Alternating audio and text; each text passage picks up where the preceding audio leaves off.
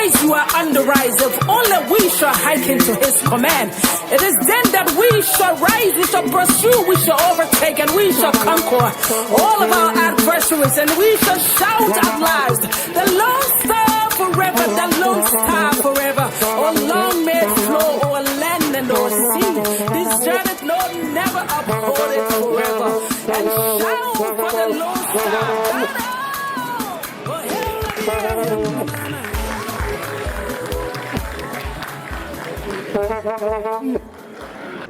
The Honorable Florence Brandy, Superintendent of Montserrat County, will come and do the welcome statement. Today marks the official celebration of Liberia's 171st independence anniversary.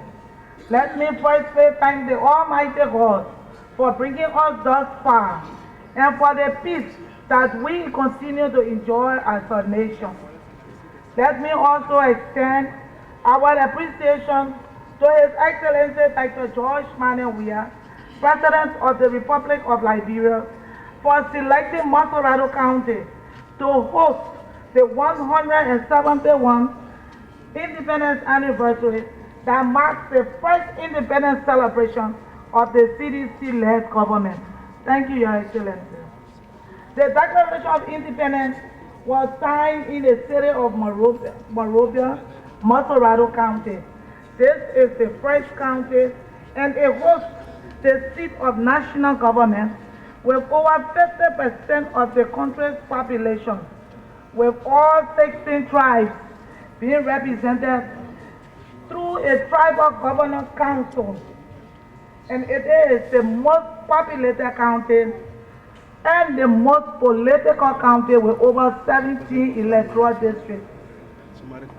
Your Excellency, honorable platform guests, ladies and gentlemen, on behalf of this great county and its peaceful people, I want to welcome you to this historic occasion that marks the 171st independence anniversary of our nation. As we celebrate our independence with the theme, Unify Our Nation for a Progressive Development, let us be reminded that only in unity we can achieve our agenda as a nation, and also provide all the necessary support to our President for a progressive development through the Pro-Poor agenda, will focus on connecting all 15 counties with the construction of a modern highway and providing low-income housing units for the poorest of the poor in our rural communities. Once more, let me express our gratitude to our President for selecting Montserrat to host this all-important occasion. May the Almighty God continue to bless our leaders and save the state. Once more, you are all most welcome. Thank you.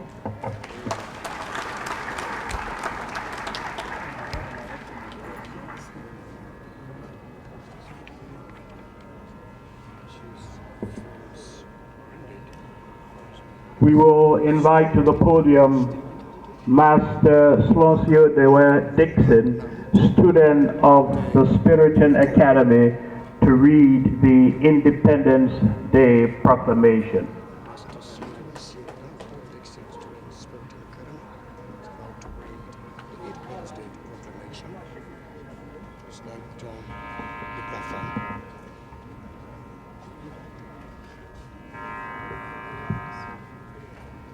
His Excellency Dr. George Manuel Weah, President of the Republic of Liberia, and Mrs. Clara Weah, First Lady of the Republic of Liberia. Honorable Chief Dr. Howard Taylor, Vice President of the Republic of Liberia.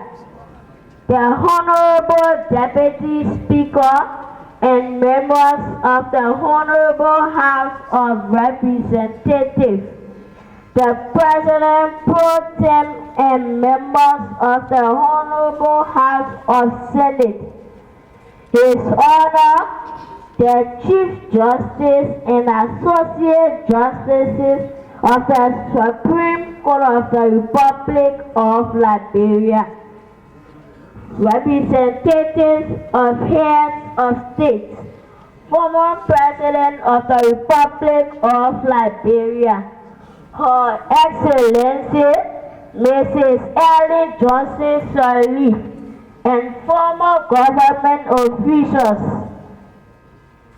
the National Orator Honorable Samuel Twe and Mrs. Twe, the Dean and members of the Cabinet, His Excellency Dwayne and members of the Diplomatic Corps, gallant men and women of the military and paramilitary arms of Liberia, heads of international organizations, other distinguished guests here present, fellow astute students across the landscape of this noble state, Liberia. Ladies and gentlemen, my name is Monsieur Dixon, a third grade student of Spiritan Academy, located on Capitol Hill, Monrovia. I hail from Southern Buta District, Sano County. In a minute, I'll be reading the 171st Independence Day Proclamation. A proclamation by the President. Whereas, in His infinite goodness and mercy, God has blessed and prospered the work of the minds, hearts and hands of all the people of the Republic of Liberia from July 1847, when this nation was declared a free, sovereign, and independent state. And from thence, through the years of our national life, manifold and varied have been the experiences of the nation, its people, who, through all, have been able to forge their way by dint of perseverance, devotion, and courage.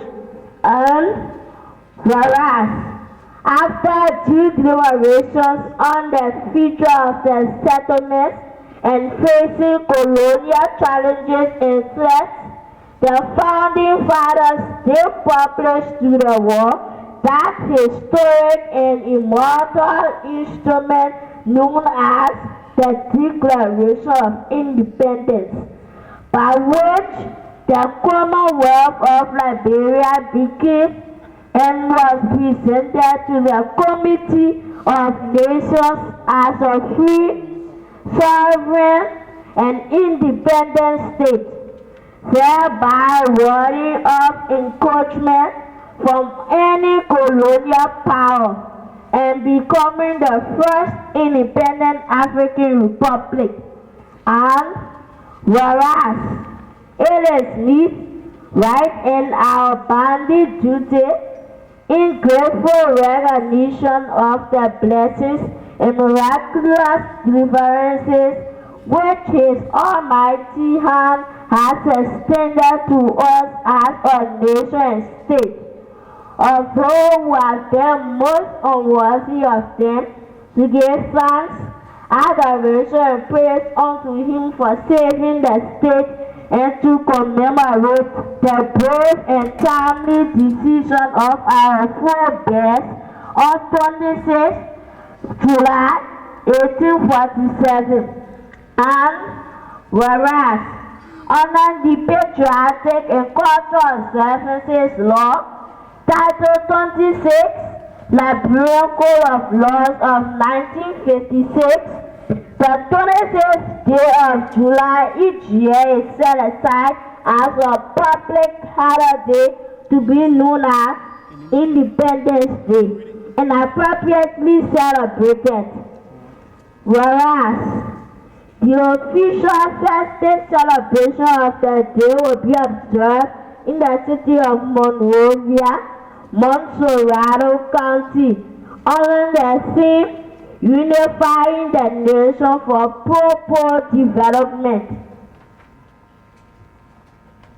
Now, therefore, I, George Manuel Weah, President of the Republic of Liberia, by virtue of the authority in me vested by the laws of the land, do hereby declare and proclaim Thursday, July 26, 2018 as Independence Day, to be observed throughout the Republic of Liberia as a national holiday, and do call upon all citizens of the Republic and all foreign residents within our borders to observe the same as such, and require that all government offices and business houses be closed on this day from 6 o'clock ante-meridian to 6 o'clock post-meridian. Furthermore, I do call upon, adjure, invite and request all citizens in solemn cooperation with all prelates, priests, deacons, evangelists, imams, elders, and all members of the sacerdotal order, regardless of religious creed, to gather together for one purpose in their respective places of worship in each city, town, village, hamlet, home, especially in the city of Monrovia, Montserrado County, on Friday, July 20, 2018, and Sunday, July 22nd, 2018, and offer thanks and praises to God for His blessings showered upon us in past and present times, and beseech Him for His continuing goodness and beneficence towards all the peoples and nations of the earth, especially the people of the Republic of Liberia.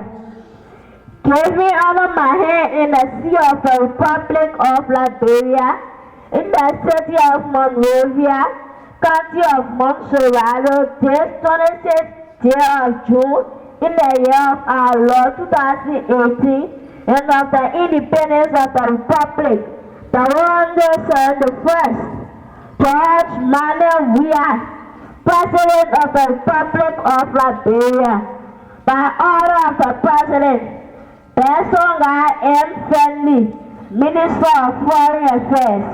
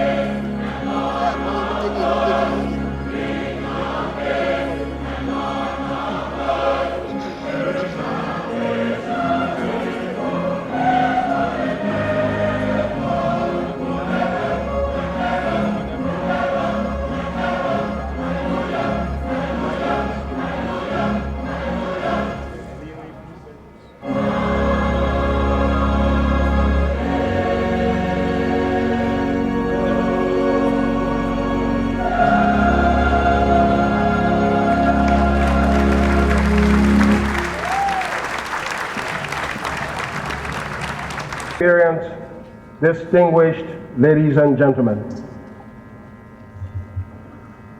Mr. President, I and my family extend to you our profoundest gratitude for my preferment to deliver the 171st Independence Day oration.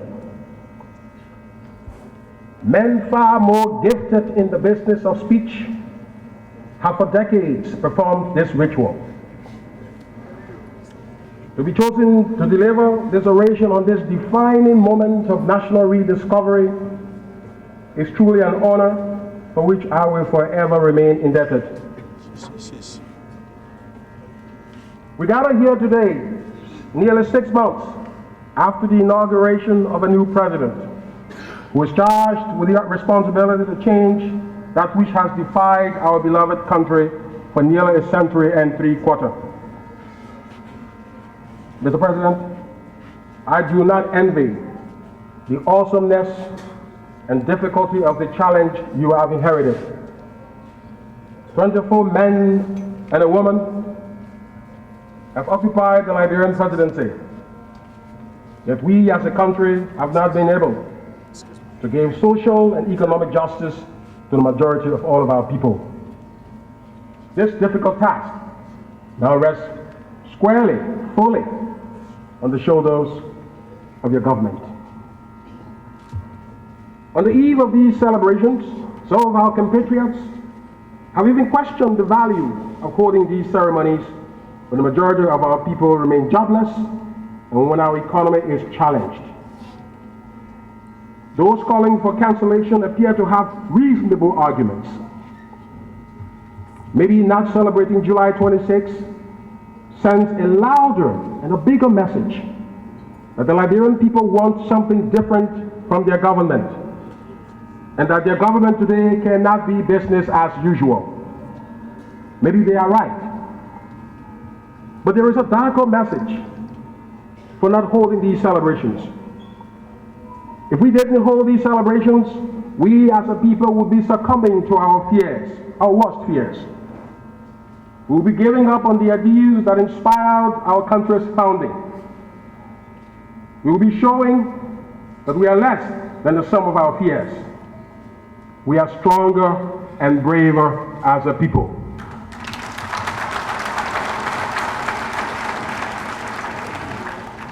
Mr. President, my fellow citizens, those who founded this country were men and women of ambition. If we lose faith in the capacity, capability, and possibilities of our government, if we turn to despair and fear, if we condemn ourselves to a repetition of historical tragedies that have defied us for ages, we would have betrayed the drive, ambition, and sacrifice that our founding fathers bequeathed to us 171 years ago. This is why, Mr. President, I have chosen to speak to my fellow compatriots on the subject, renewing that ambition that drove our nation's founding.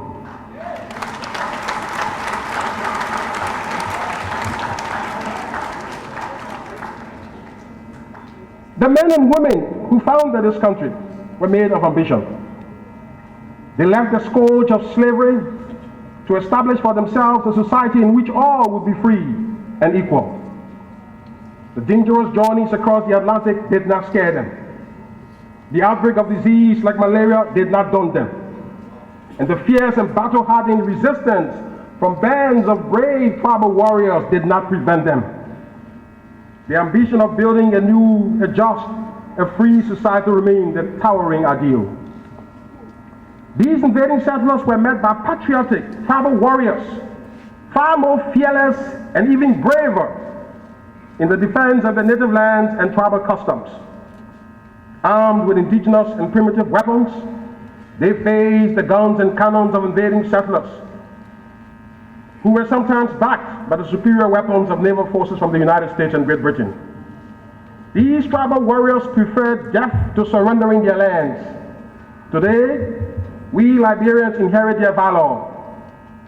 We inherit their bravery and ambition. We are brave because of them. July 26th is a celebration of their martyrdom.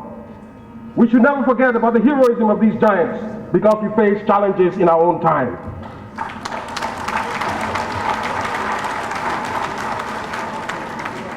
And so, my fellow compatriots, our founding fathers, both settlers and tribal leaders, through many battles and prolonged rounds of diplomacy, inspired by men like King Salboso Camara, that first true Liberian diplomat, our fathers were able to proclaim to the world on July 26, 1847, the birth of a new republic. This proclamation is not important merely because it was the establishment of a new country. No. This proclamation is all the more significant because our Declaration of Independence occurred when the capacity of black peoples for self-government was in doubt in Europe and America. Black people were still perceived as less than humans, enslaved to work on farms and cotton fields. This is why our national anthem says, "We shout the freedom of a race be united." The Oxford Dictionary defines benighted as being in a state of contemptible intellectual or moral ignorance. At our founding, this was the perception of the black race. And it was out of this precarious state of human misery that our founding settlers broke out to conjoin forces with their native brothers and sisters to proclaim the beginnings of our beloved country. So this is our founding, for which we shall forever remain proud. We are a people in endless search of the mastery of our destiny. The goal of our history is to give justice and equality to all our people. Mortal and highly flawed men and women will mount the political stage to pursue these ideals of our founding from time to time. We should separate events of the national search from the ideal itself. It is true that men and women who have historically steered our national course have betrayed the founding ideal. And over the years, we have wasted these men with criticism. Because of their failures, we have always looked upon our past with disdain.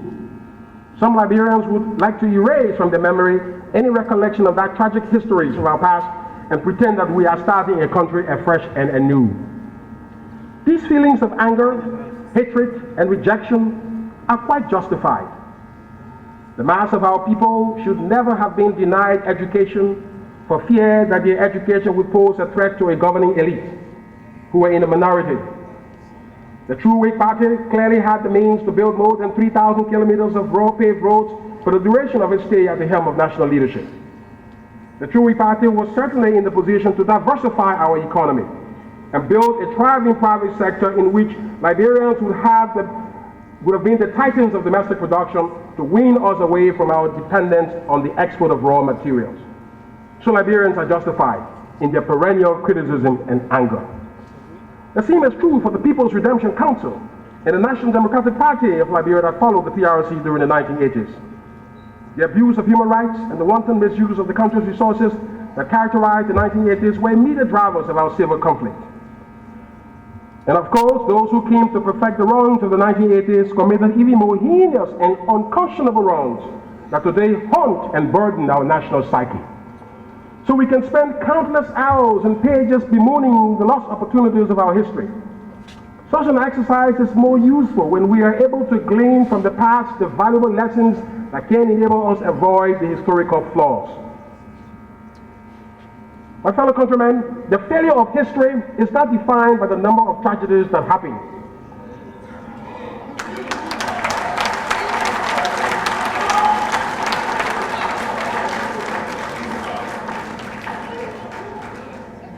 My fellow countrymen, the failure of history is not defined by the number of tragedies that happen. The failure of our history occurs when our past cannot inspire new energies, new ambitions, new constructs and institutions that prevent the calamities of our history from reoccurring.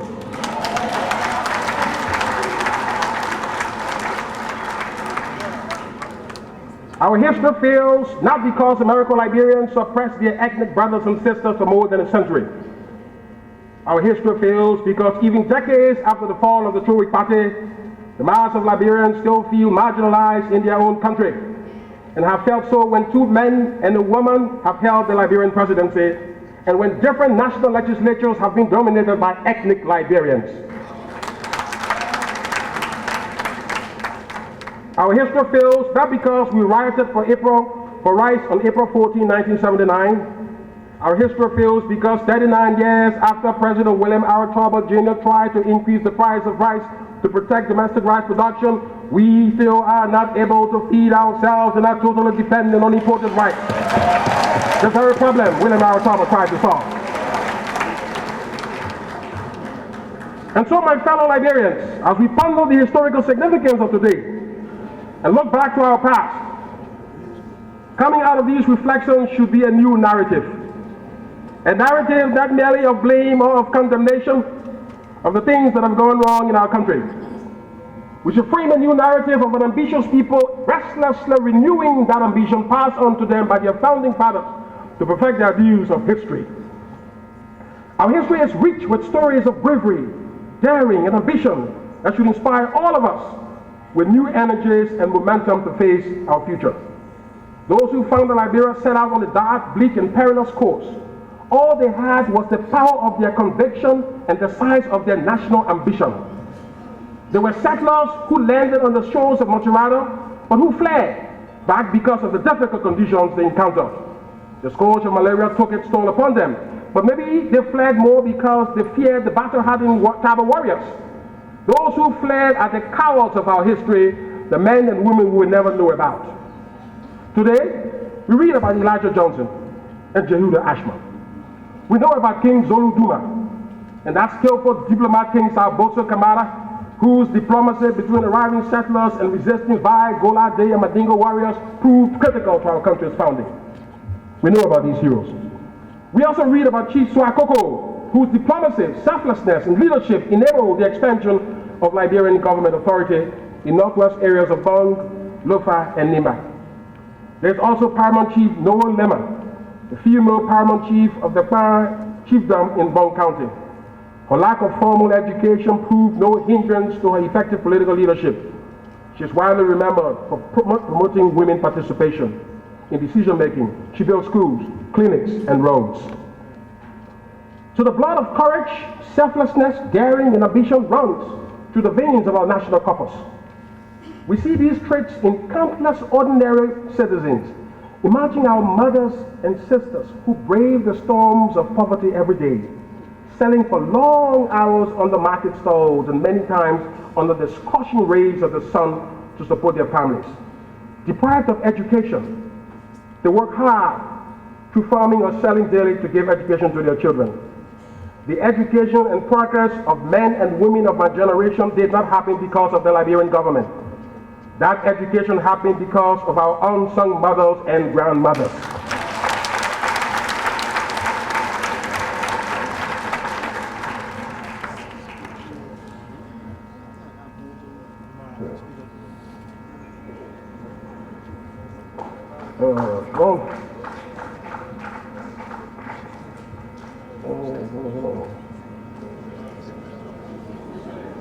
Okay, sorry.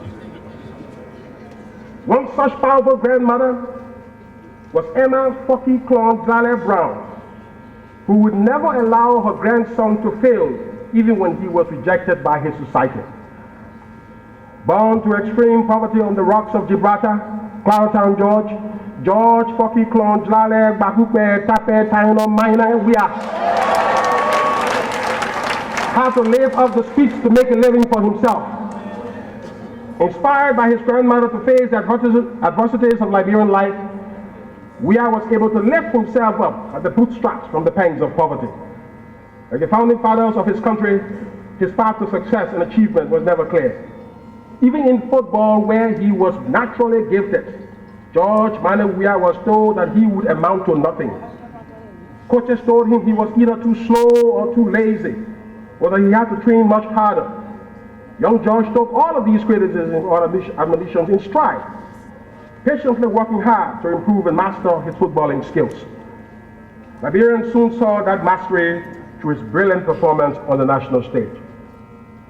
While in high school, George Weah made difficult decisions to leave school to advance his football career in Cameroon. Earlier, he had rejected a scholarship to the United States at a time when many Liberians dreamed endlessly of pursuing life in the U.S. Many criticized him for making these decisions, but brave and determined in his conviction, he ventured into Cameroon and broke through to national stardom. His path to France and Europe was subsequently paved, where he went on to become the greatest African footballer the world has ever seen, winning the World Best Football title in 1995. Despite his football achievements, George Weah remained humble and true to his beginnings. It seems selflessly displayed by Chief Swakoko and Chief Noah Limu. He spent his fortune on Liberian national team and on his fellow countrymen, supporting schools, giving to charity and communities, and sponsoring a countless number of students.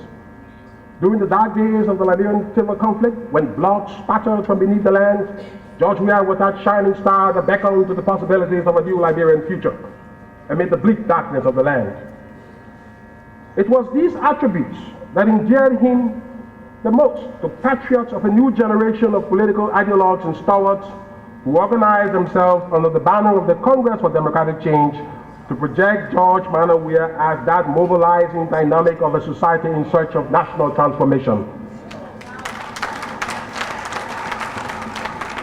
His contributions to the Liberian political landscape have been legendary. Today, he is seated in these hallowed halls as President of the Republic. I salute you, sir, Your Excellency, for your outstanding achievements. Please permit me to join you in that inspired search for national meaning and healing. George Weah's achievements and the achievements of many other Liberians stand as a monument to the power and possibilities of Liberian dreams and ambitions. The daring and ambition inherent in our founding exemplify themselves in many ways in our society. We should look to these for inspiration. Today, we stand at the crossroad that defines two paths in the forward march of our history. A path that sinks into the politics of hate, blame, and division, and a path that looks to a future of possibilities for all Liberians. The first path is widely traveled because it is easy, since it only requires the lazy art of condemnation and blaming. The second path is less traveled because it is too difficult, requiring people of ambition and national drive, determined to forge the bond of unity as we face the problems of our society. So which path should we as a people choose? Our only choice is obvious. As a result of the 2017 presidential elections, Liberians have chosen the path that is less traveled. In those elections, they rejected the politics of fear in favor of the politics of hope. Hope that a country can renew its founding ambition to overcome the big historical challenges that have confronted it for decades. It is in this spirit of unity and renewed national purpose that we are able to face our worst fears and biggest problems. No problem in Liberia is bigger than the problem of corruption. Corruption has been a root cause of the conflicts that have run through our history. This generation of Liberians and this new government must renew its pledge to fight and end corruption.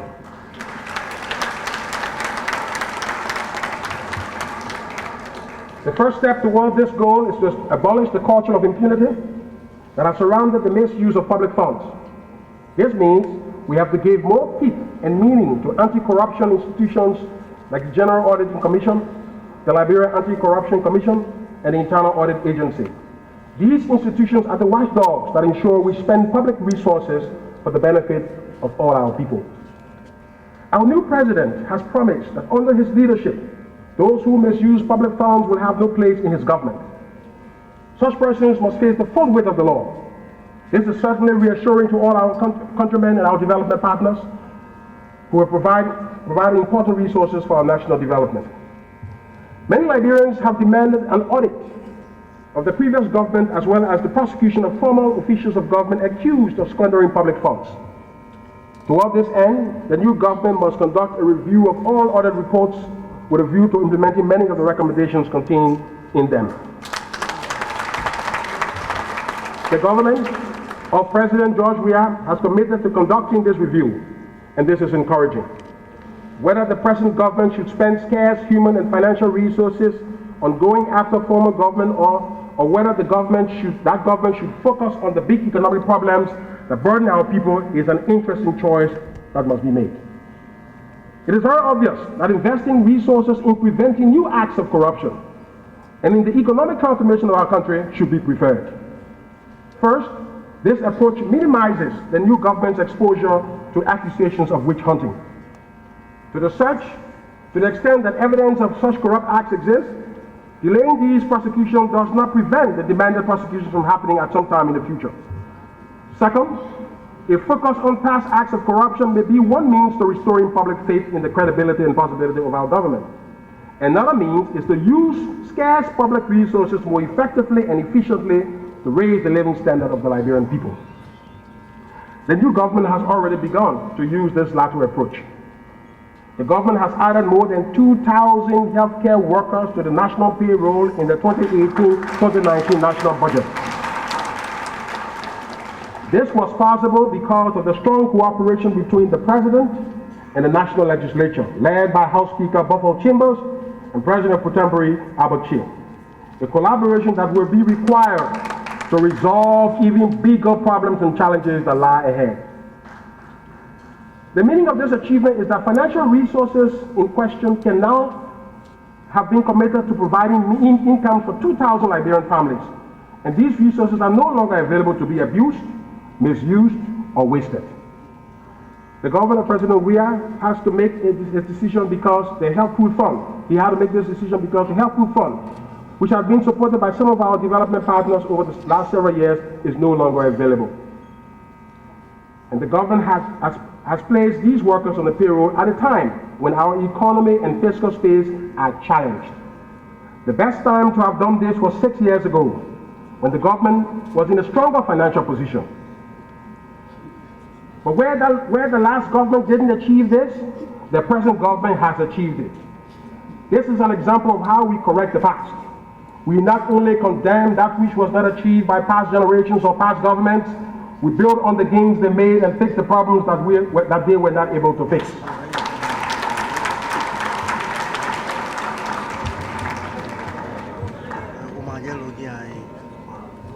The second biggest challenge that our generation and this government have to resolve is the diversification of the Liberian economy.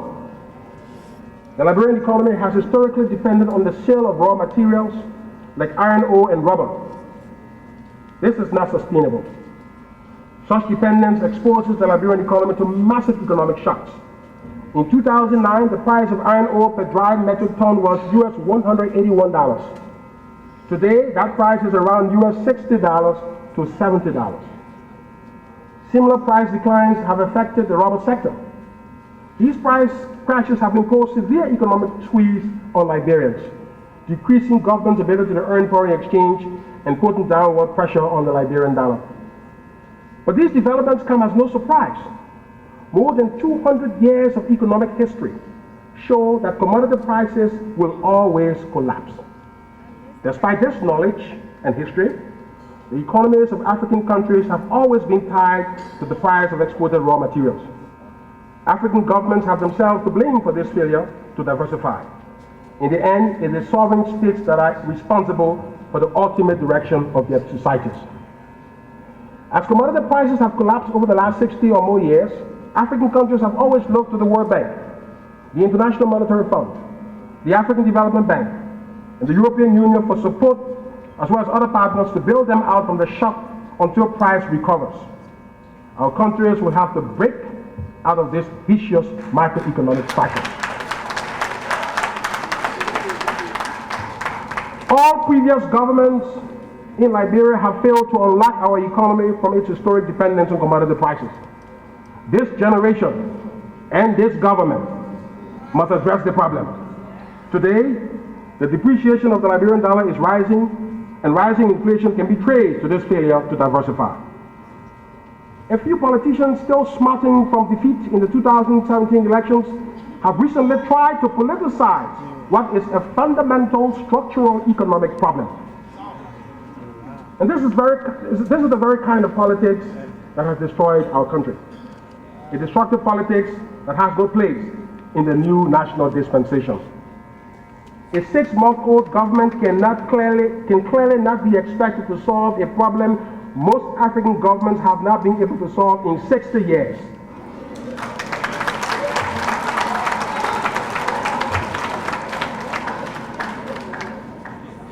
and to believe that Liberians, as smart as they are, can be misled into thinking that a 6-month-old government should solve a 60-year-old problem in 6 months is to think too low about Liberians.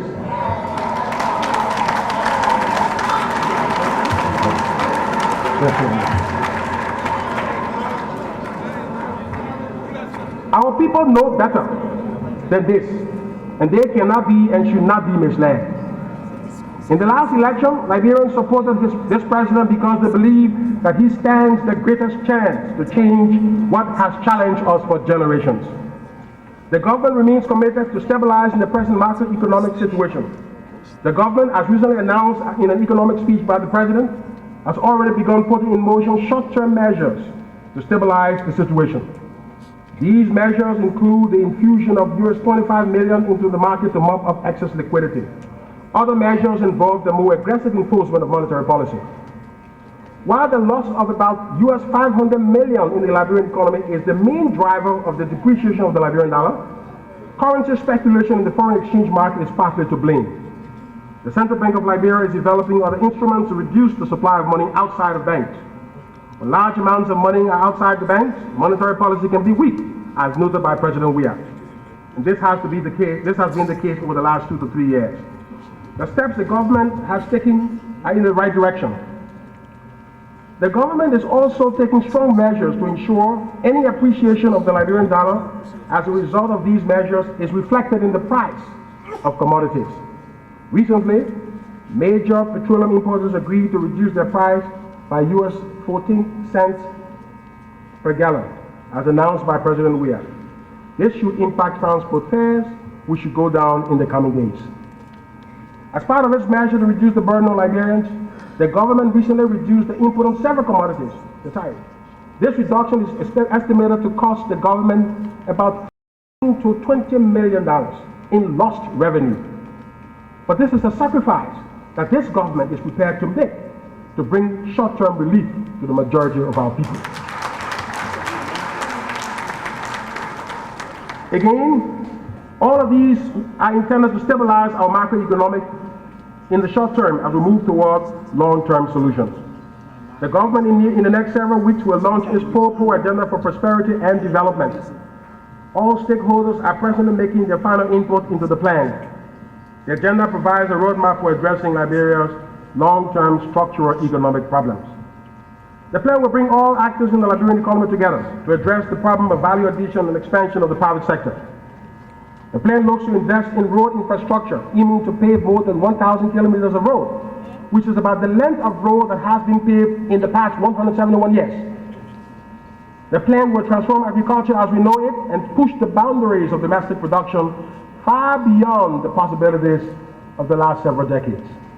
Today, we import about 26 million bags of rice every year at a cost of about $110 million.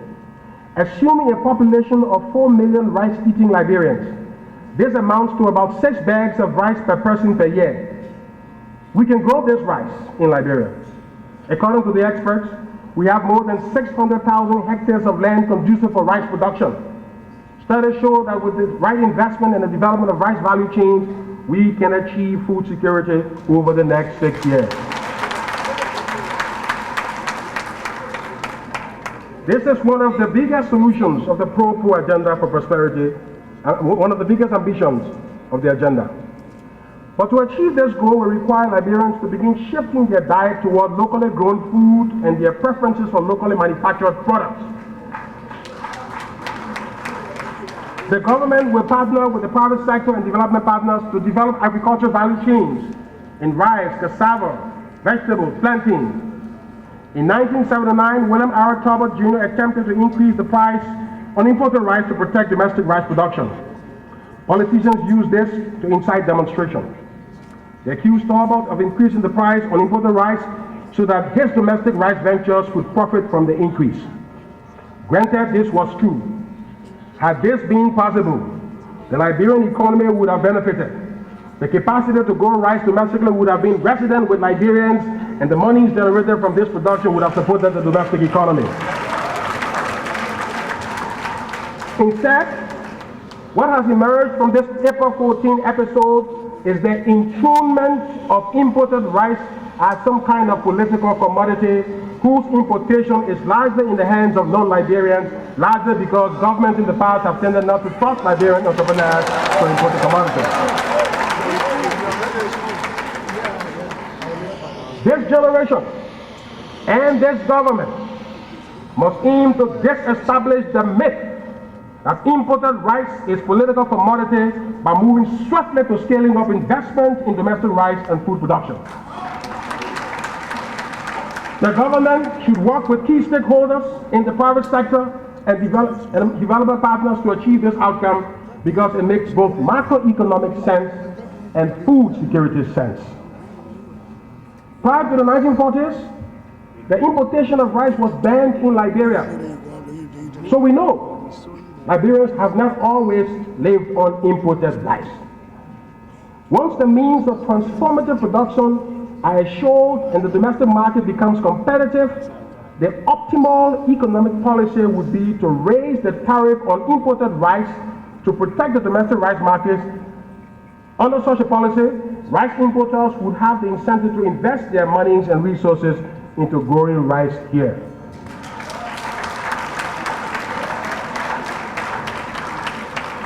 Within the cash crop agricultural space, serious investments are needed to enable growers to add value to their products. Many Liberian-owned rubber growers today face the acute challenge of paying their workers because of the very uncompetitive nature of the current pricing structure. These growers need to add value, but doing so requires some capital investment, which is difficult to come by. The government is committed to working on this with them. My fellow Liberians, Mr. President, this brings us to the next big challenge that we have to solve over the next 6 years and the decades ahead. Developing Liberian human capital. Human capital development underpins our country's transformation. A nation is only as good as the quality of its human and institutional capabilities. The quality of our teachers, doctors, and engineers will have to change radically over the next several years. The number of substandard teachers providing instruction in schools is too large, but attracting higher quality teachers have serious cost implications. The 2018-2019 budget has absorbed some 2,000 healthcare workers. The fiscal space to take on 6,000 new teachers that are needed to close what has been called the teaching gap is not there. In the short term, taking on these teachers is possible with improvements in revenue performance and with further rationalization of the national budget. I would propose that the government launch a national service scheme to attract qualified college graduates to teaching field to address the quality challenge in secondary education. The Ministry of Education has already had a program to attract a small number of these college folks. We just have to blow this out. These graduates should be deployed in the most deprived areas in return for benefits such as scholarship for advanced degrees in low-cost countries. It is also important to overhaul the whole structure and foundation of government scholarship, linking scholarship to national service.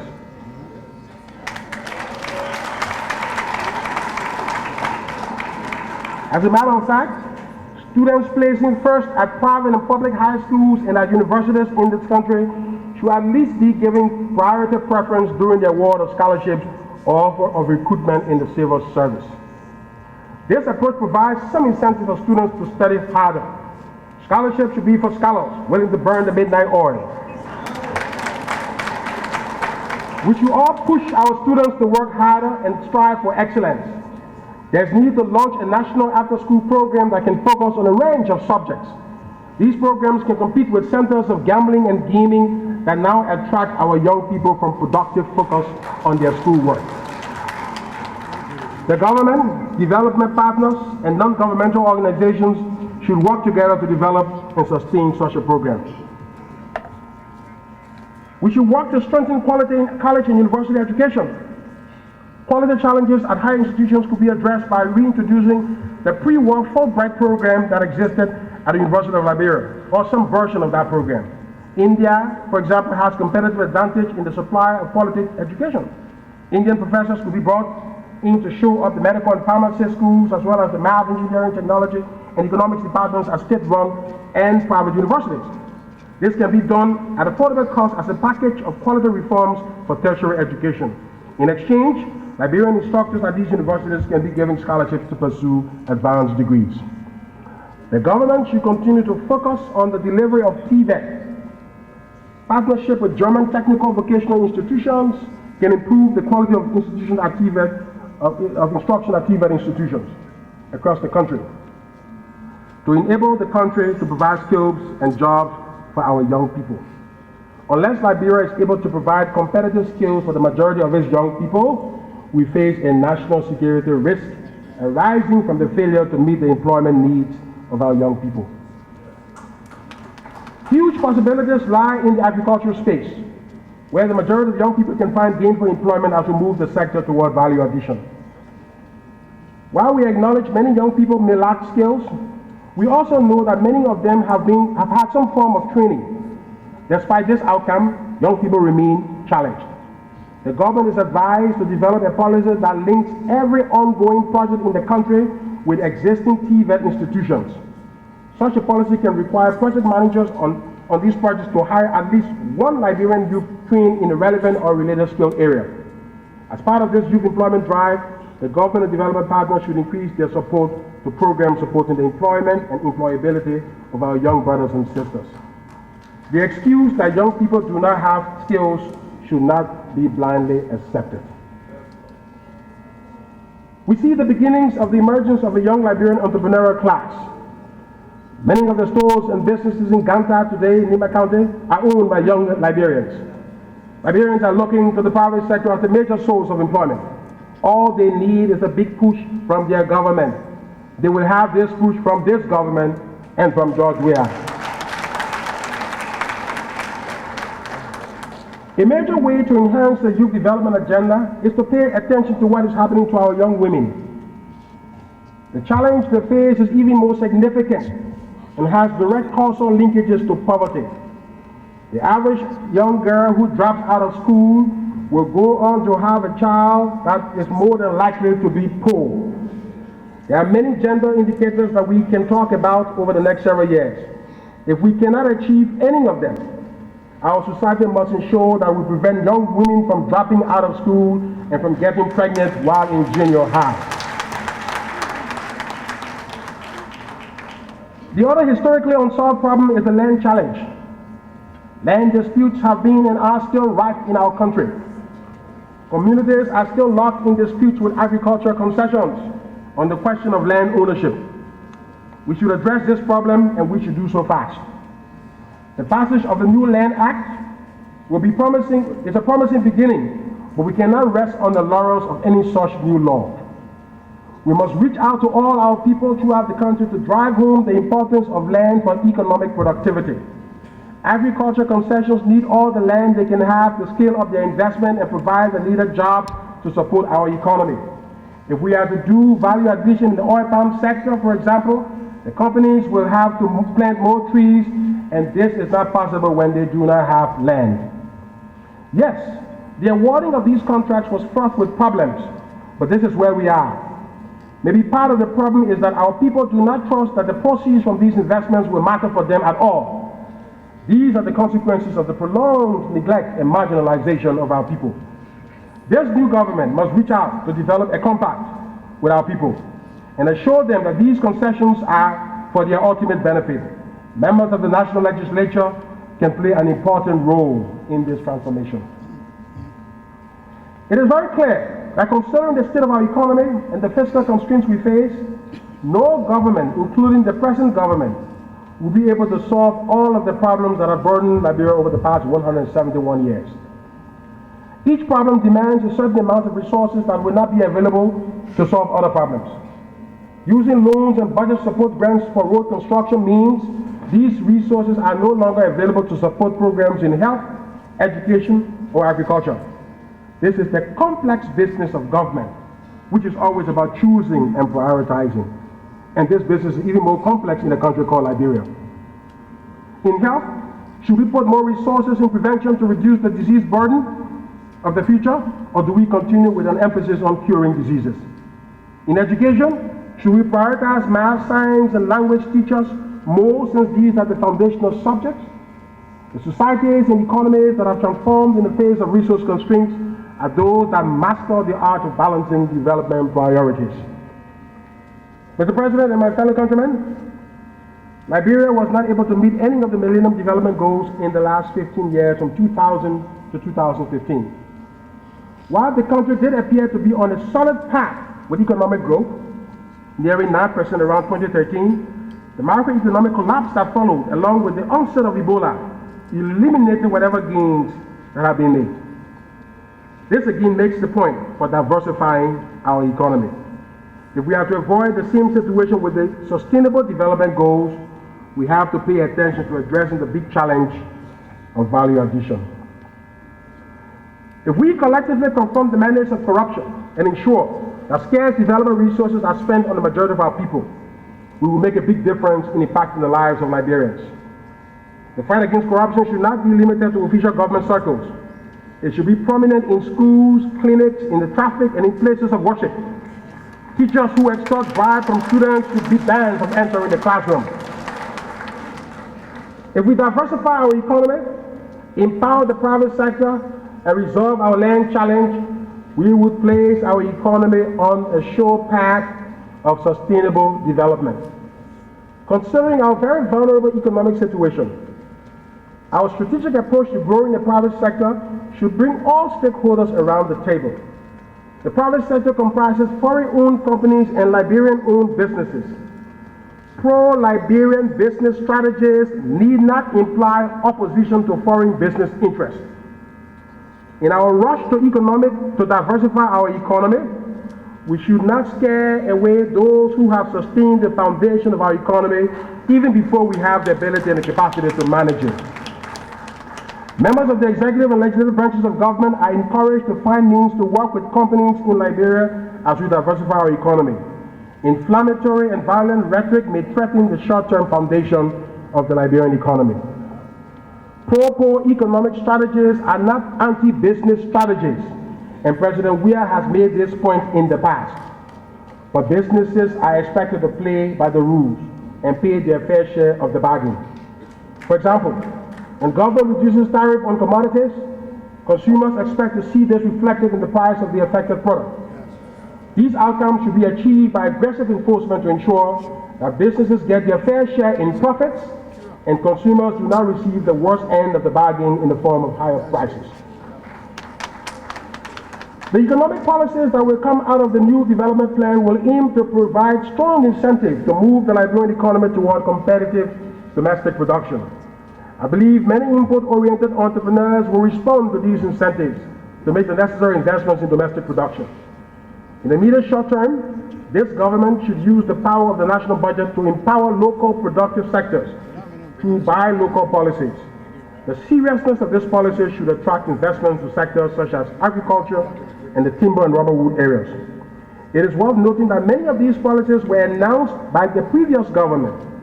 The difference now is that we as a people and the government will have to make it happen over the next several years. But we cannot do these things alone, considering the difficult challenges we face. This is where we have to turn to our bilateral and multilateral development partners to recast our relations with them in the context of diversifying our economy and empowering the private sector. Our development partners have stood with Liberia over the years, and we should thank them massively for raising Liberia from the arches of war and taking us on the path to development. The government has promised to develop a new partnership framework with development partners. The aim of this partnership framework should be to ensure that the big priority challenges that the country faces are addressed in order to achieve real pro-poor results. One area of particular interest is working together to reverse recent declines in the business climate, as measured through the World Bank's Doing Business Index. Improving Liberia's ranking can be accomplished through a dedicated tax team comprising actors from the private sector. Strengthened development partnership and coordination can deliver big results for economic transformation and macroeconomic stability. Where the outcome of this cooperation were challenged in the past, the approach going forward should be to make it work now. Political parties and politicians do have a role, very serious role, to minimize the politics of pettiness, that aims to score trivial political points. There are really no points to score against a government that is barely 6 months old. The election cycle is 6 years long. The politics of macroeconomics can be dangerous for political stability. We already know this from April 14 history. Aiming to raise the political temperature against a party that is grounded in the masses is not a prudent politics. The prudent course is that which was introduced by Ambassador George Weah after his loss in the 2011 election. With the mass of Liberians fully behind him, George Weah could have exploited his populism and popularity to undermine the Liberian state and the government of President Ellen Johnson Sirleaf. Quite to the contrary, he took the patriotic path and announced an opposition policy of constructive engagement. This was why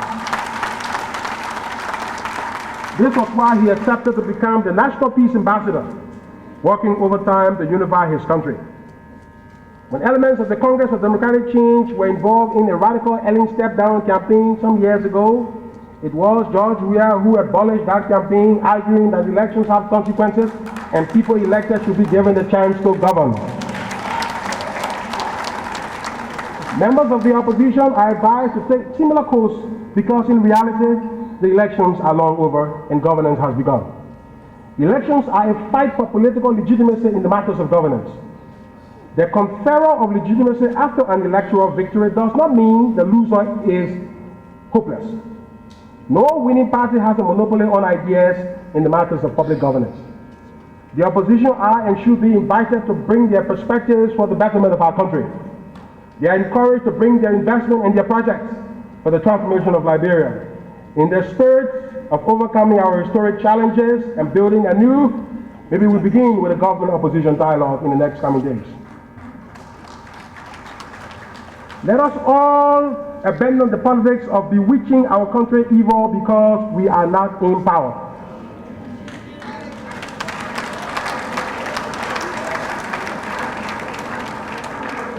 Let us all abandon the politics of bewitching our country evil because we are out of political power.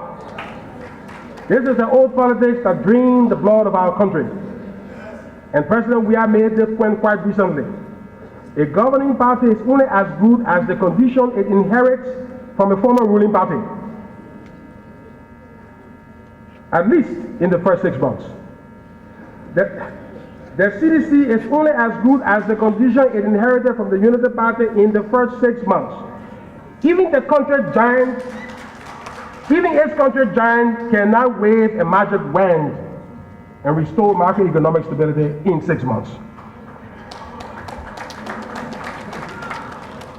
Members of the media too should get beyond the elections. The media has an important role in the democracy and the government is under obligation to respect this role. Our country has made significant strides in the protection of press freedom, and this tradition should and will continue. And I thank you, Madam, for giving us this legacy. But while media institutions have a patriotic responsibility to speak truth to political power, that truth must be true.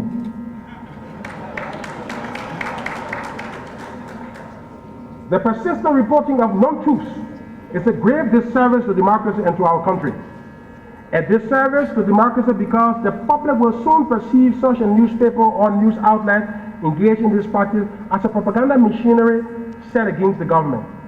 And when such a paper or media outlet is then needed to expose governmental wrongs when they do in fact occur, the paper will no longer be trusted, and this undermines the very process of journalism. Also, unfounded and untruthful media reporting is a disservice to the country because it is flat out wrong to mislead foreigners and others about happenings in our country. The entire country should not suffer because a journalist has a beef with a particular government official. And so, Mr. President and my fellow Liberians, our collective ambitions and drive over the next several decades will determine what country we will have. The veteran Liberian journalist G. Henry Andrews once said that no society can ever be better than the people that comprise it. You show me a fearful, divided, and faithless people, I give you a vanquished and defeated people. You show me a brave and courageous men and women riding the tidal national wave of ambition, rousing a nation long forlorn to nobler destiny, I gave you a people called Liberians. We as a people were born to proclaim the possibilities of African self-government. We were at the founding of the United Nations and the Organization of African Unity, now African Union, and hosted its annual meeting in 1979. We were at the founding of the African Development Bank. We inspired the formation of the Mano River Union and the Economic Community of West African States. It was President William B. S. Tubman who proposed an economic union of West Africa. A beacon of black self-government, we did battle alongside our black compatriots in South Africa to dismantle the gargoyle of apartheid. We were a haven for peoples all over Africa, Sudanese, Ethiopians, Gambians, Ghanaians, and many more, even long before they opened their doors to our people fleeing the collapse of our nation state. We are greater than the sum of our fears and can only look back at the scourges of our history, whose pains inspire the cries and shouts of freedom and change that will mark the next 100 years to be fundamentally, radically different than the last. May God Almighty bless our great country on this historic occasion. Thank you.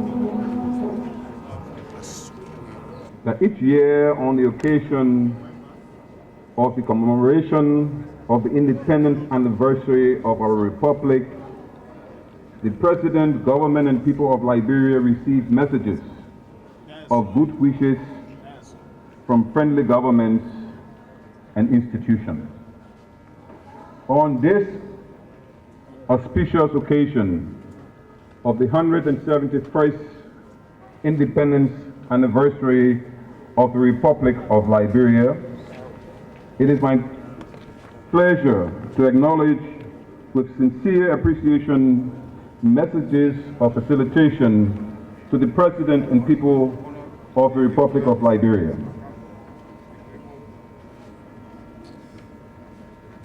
From heads of state of government and international organizations. From the continent of Africa, His Excellency, President and people of the Democratic Republic of Algeria, His Excellency, President and people of the Republic of Sierra Leone, His Excellency, President and people of the Democratic Republic of Congo, His Excellency, President and people of the Republic of South Africa, His Excellency, President and people of the Republic of Benin, His Excellency, President and people of the Republic of Ghana, His Excellency, President and people of the Republic of Egypt, His Excellency, President and people of the Presidential Council of the Government National Accord of State of Libya,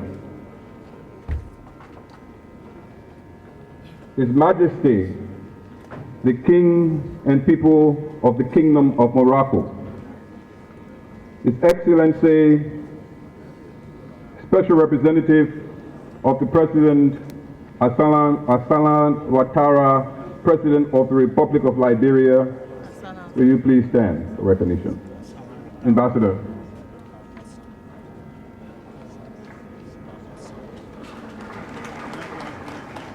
His Excellency, President and people of the Republic of the Federal Republic of Nigeria, His Excellency, President and people of the Republic of Cameroon, His Excellency, President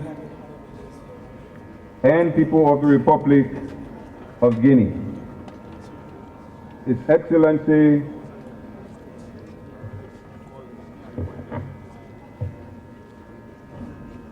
President Barrow of the Gambia, Special Representative, Mr. Gomez, please stand.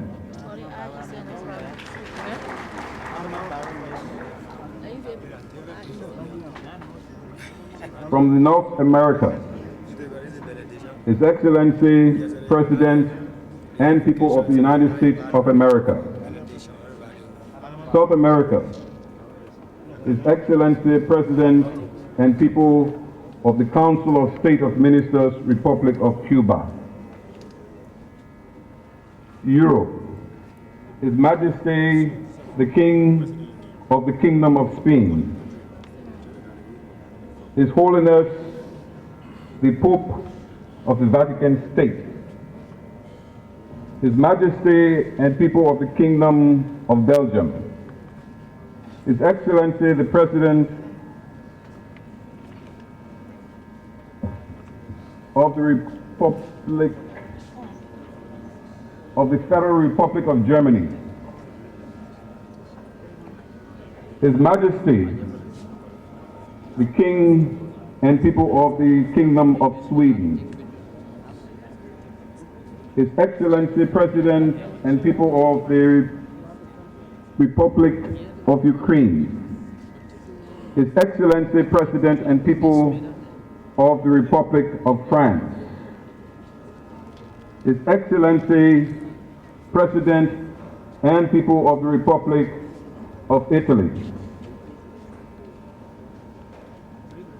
His Excellency President and people of the Swiss Confederation, His Excellency President and people of the Republic of Kosovo. Asia, His Excellency President and people of the Republic of India, His Excellency President and people of the People's Republic of Bangladesh, His Excellency President and people of Mongolia,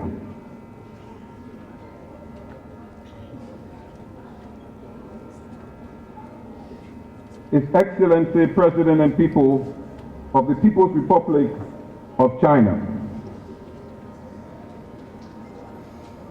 international organizations,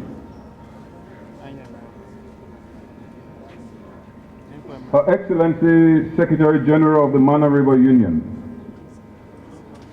His Excellency the President of the ECOWAS Commission, also His Excellency of the People's Republic of the Union of Myanmar. Mr. President, we still continue to receive, as we speak, messages coming in. This will conclude the messages of facilitation and congratulations to the people of the Republic of Liberia on their 171st anniversary. Thank you.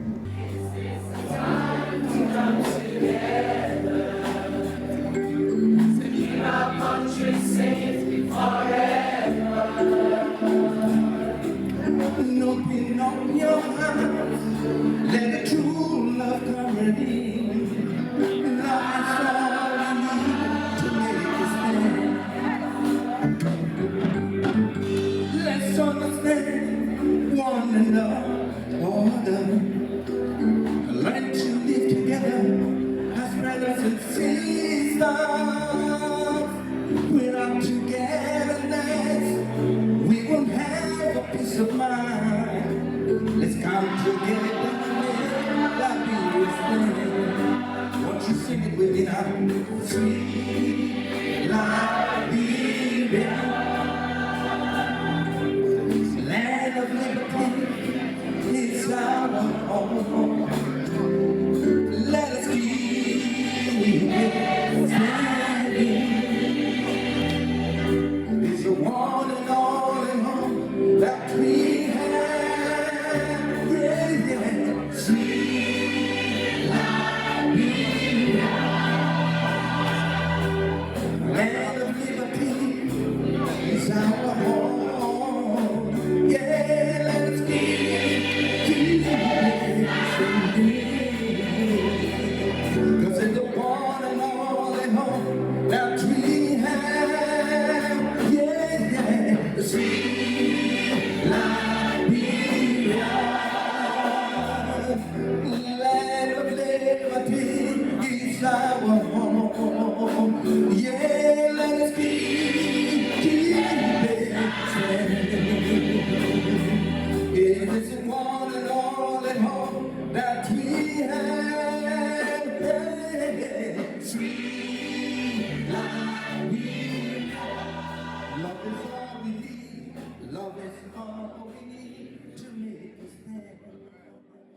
and all members of the House of Representatives, Your Honor, Chief Justice and Associate Justices and members of the Judiciary, Honorable Pro Tempore and members of the Senate, Madam Eddie Johnson Sirleaf, President Emeritus, Ambassador Joseph Nyimabwaka, Vice President, former Vice President,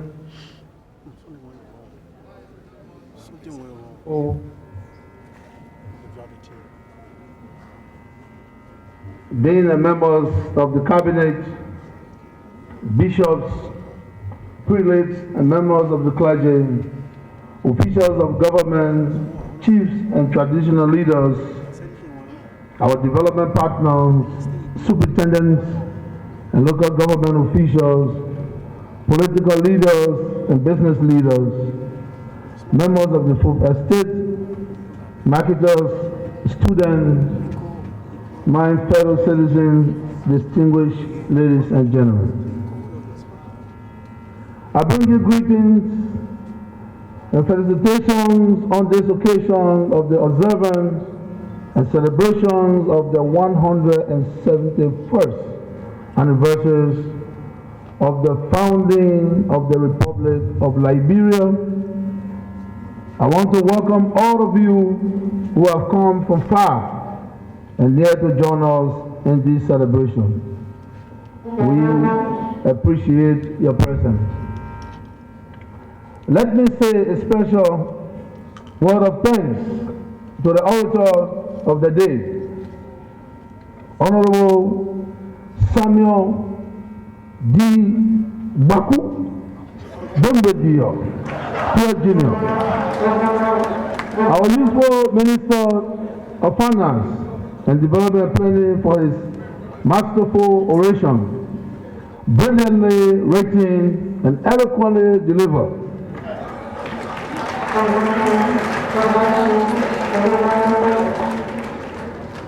It has given us all much food for thought. My fellow citizens, distinguished ladies and gentlemen, as we endeavor to chart a new course for Liberia, I pray that the God that we all know and serve will guide and direct our path. In order to move Liberia forward and to achieve sustainable development, we must be united and at peace with ourselves. We need a strong union and the peace that abides throughout the land for our nation to prosper and progress. I therefore call on all of you, irrespective of your political persuasion, to join me and let us build a better Liberia. Let us begin now to move our country forward, and let us together recover the lost years. The task of building Liberia cannot be left to government alone. It is a task for all Liberians to undertake. It matters not who you are or where you are, opposition or not, in the rural part of the country or the diaspora, in the towns or in the cities, so long as you are a Liberian, it is a patriotic and nationalistic duty to put your hands on deck to help us build our beloved Mama Liberia.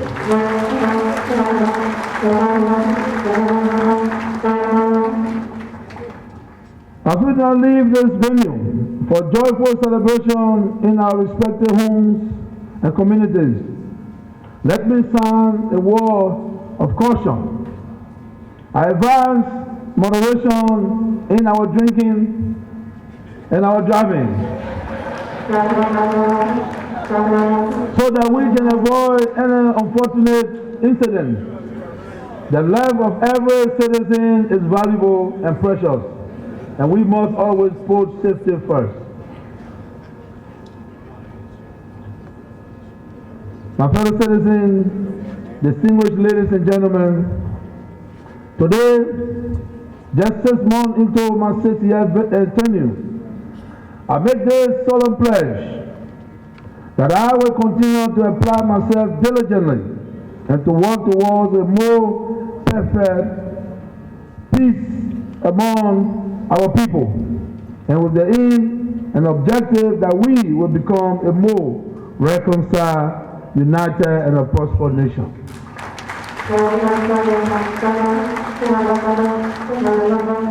It is my hope that by this time next year, we will look back and celebrate genuine gains achieved together.